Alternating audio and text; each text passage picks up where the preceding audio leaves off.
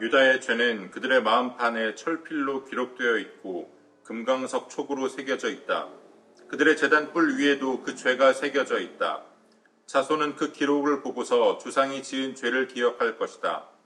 온갖 푸른 나무 곁에 높은 언덕에 들판에 있는 여러 산에 그들의 조상이 쌓은 제단과 만들어 세운 아세라 목상들을 기억할 것이다. 네가 나라 구석구석에서 지은 죄의 값으로 내가 네 모든 재산과 보물을 약탈품으로 원수에게 넘겨주겠다. 그리고 너는 네 몫으로 받은 땅에서 쫓겨날 것이며 네가 알지도 못하는 땅으로 끌려가서 네 원수를 섬기게 될 것이다. 너희가 나의 분노를 불처럼 타오르게 하였으니 이 분노의 불이 영원히 꺼지지 않을 것이다. 나 주가 말한다. 나 주에게서 마음을 멀리하고 오히려 사람을 의지하며 사람이 힘이 되어주려니 하고 믿는 자는 저주를 받을 것이다. 그는 황야에서 자라는 가시덤불 같아서 좋은 일이 오는 것을 볼 수 없을 것이다. 그는 소금기가 많아서 사람이 살 수도 없는 땅, 메마른 사막에서 살게 될 것이다. 그러나 주님을 믿고 의지하는 사람은 복을 받을 것이다. 그는 물가에 심은 나무와 같아서 뿌리를 개울가로 뻗으니 잎이 언제나 푸르므로 무더위가 닥쳐와도 걱정이 없고 가뭄이 심해도 걱정이 없다. 그 나무는 언제나 열매를 맺는다. 만물보다 더 거짓되고 아주 썩은 것은 사람의 마음이니 누가 그 속을 알 수 있습니까? 각 사람의 마음을 살피고 심장을 감찰하며 각 사람의 행실과 행동에 따라 보상하는 일은 바로 나 주다. 불의로 재산을 모은 사람은 자기가 낳지 않은 알을 품는 자고새와 같아서 인생의 한창 때에 그 재산을 잃을 것이며 말년에는 어리석은 사람의 신세가 될 것이다. 우리의 성전은 영광스러운 보좌와 같다. 처음부터 높은 산 위에 자리를 잡았다. 주님, 이스라엘의 희망은 주님이십니다. 주님을 버리는 사람마다 수치를 당하고 주님에게서 떠나간 사람마다 생수의 근원이신 주님을 버리고 떠나간 것이므로 그들은 땅바닥에 쓴 이름처럼 지워지고 맙니다. 주님, 저를 고쳐주십시오. 그러면 제가 나을 것입니다. 저를 살려주십시오. 그러면 제가 살아날 것입니다. 주님은 제가 찬양할 분이십니다. 백성이 저에게 빈정거리는 말을 들어보십시오. 주님께서는 말씀으로만 위협하시지 별것도 아니지 않으냐. 어디 위협한 대로 되게 해보시지 합니다.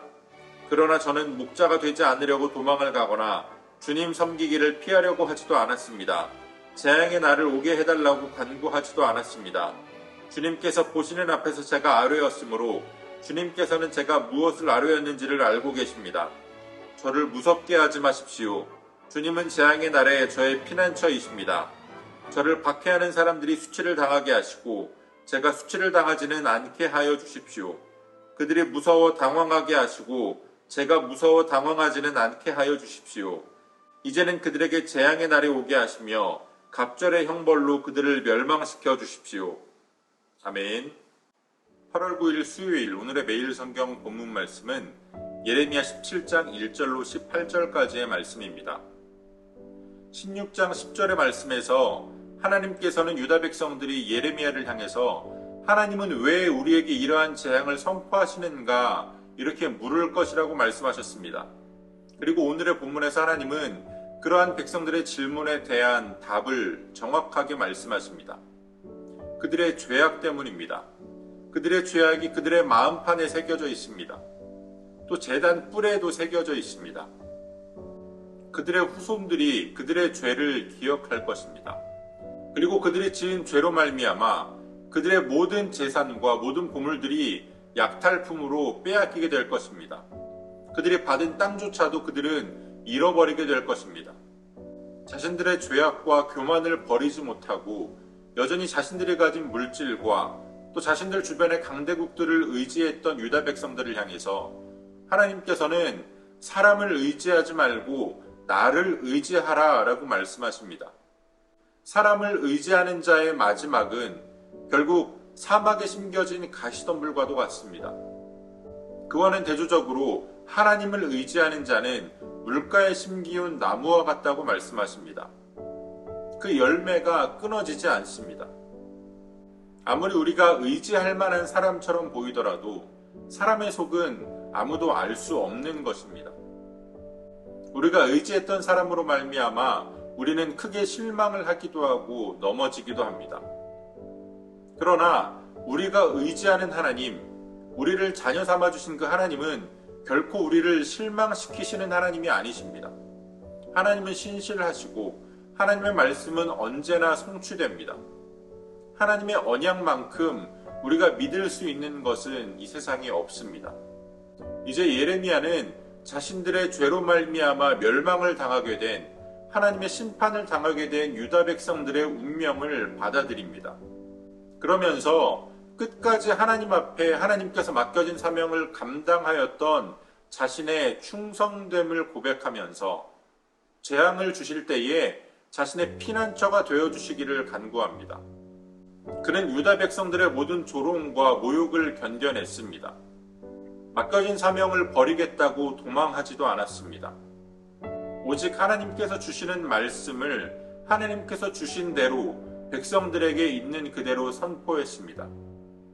그가 모든 재앙과 심판 앞에서 하나님께 자신의 피난처가 되어달라고 간구할 수 있었던 것은 그가 하나님께서 맡기신 사명을 온전히 감당해냈기 때문입니다.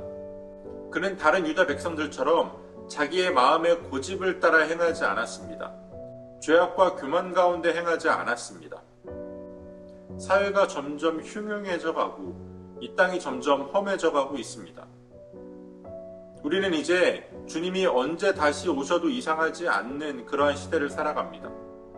그러한 시대를 살아가는 우리들의 행실이 오늘 하나님 앞에 우리의 피난처가 되어주시기를 간구할 수 있는, 나의 뜻과 나의 고집과 나의 욕망을 따라 살아가는 삶이 아니라 정말 하나님께서 우리에게 맡겨주신 사명을 온전히 감당하면서 하나님의 뜻 안에서 거하는 삶을 살아갈 수 있는 저와 여러분들이 되어주시기를 소원합니다.